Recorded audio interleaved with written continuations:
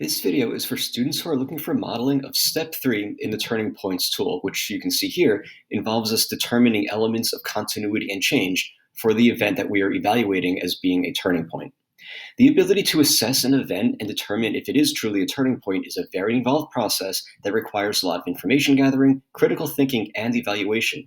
Also, just so you're aware, part of the summative assessment at the end of this unit does require you to identify and explain a turning point as well as the relationship between a pair of documents.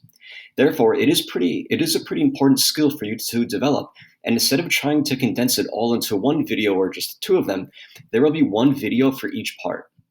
This is the third video in this series, and as I mentioned earlier, it will focus solely on step 3 of the process. The modeling that I do in this video will be utilizing resources from day 7 of Unit 1, which focuses on the changes resulting from the English settlement in Massachusetts, which also is actually part of the event that we are going to be evaluating as a turning point in early United States history. However, this tool can be applied to other content, so if you are evaluating another event as a potential turning point, you can still follow along as I go through the process. Before we begin, let's first review one of the main ideas from the introduction, which I'm going to switch back to the paper version of the tool here just for convenience. Over here, we can see that a turning point requires the change to be greater than what stays the same, which we are going to call continuity, because they are the patterns or trends that continue.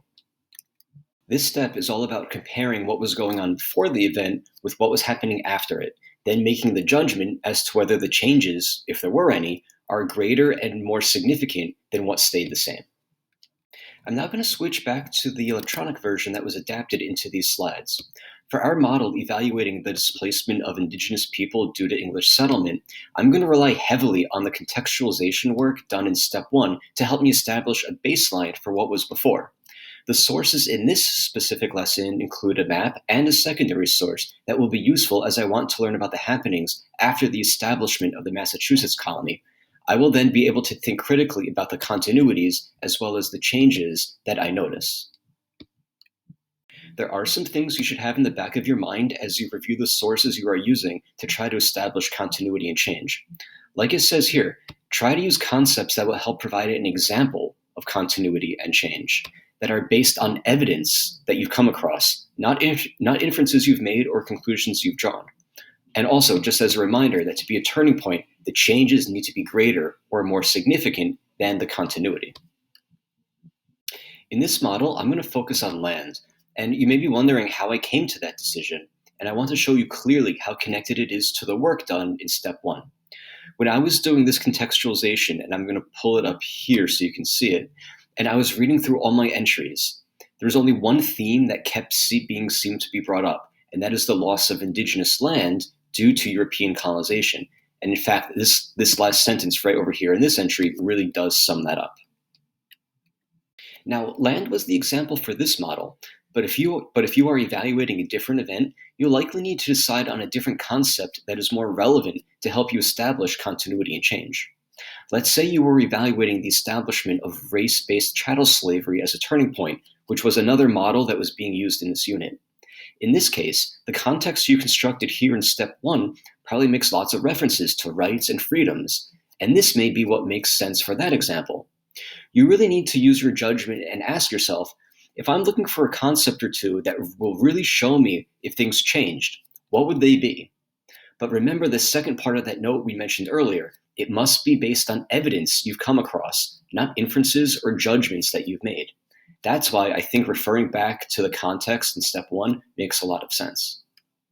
So now let me continue with my example of using land to help me identify continuity and change. And I'm going to show you how I applied these two guiding prompts to the resources included in this lesson. Oh, and you're probably noticing that at this point in the process, you've already utilized a lot of sources.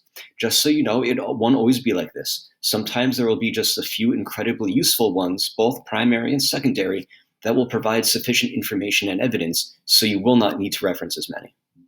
Also, as you progress through your studies, your content knowledge will grow, so you won't need to use as many to create the context and do your background research reading.